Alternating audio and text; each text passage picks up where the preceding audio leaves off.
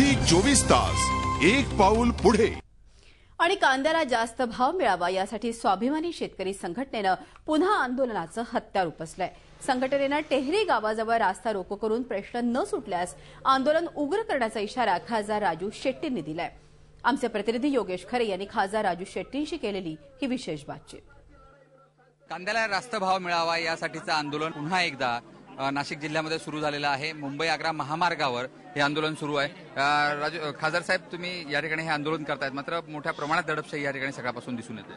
हो, सकाळपासून मोठ्या प्रमाणामध्ये दडपशाही सुरू होते। आता शेजारी असलेल्या या कार्यकर्त्याला पोलिसांनी कशा पद्धतीनं निर्गुणपणानं मारहाण केली हे दिसत आहे।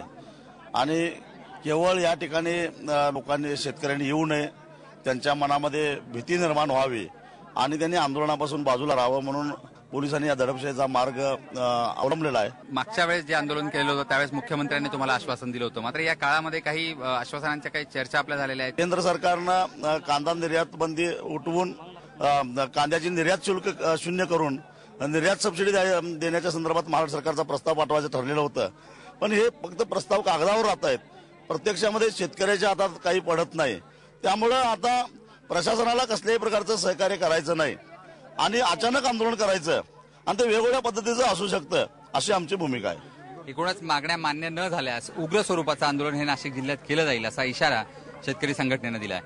व्हिडिओ जर्नलिस्ट सोनू भिडेसह योगेश खरे, झी 24 तास, टेहरे, नाशिक। झी 24 तास, एक पाऊल पुढे।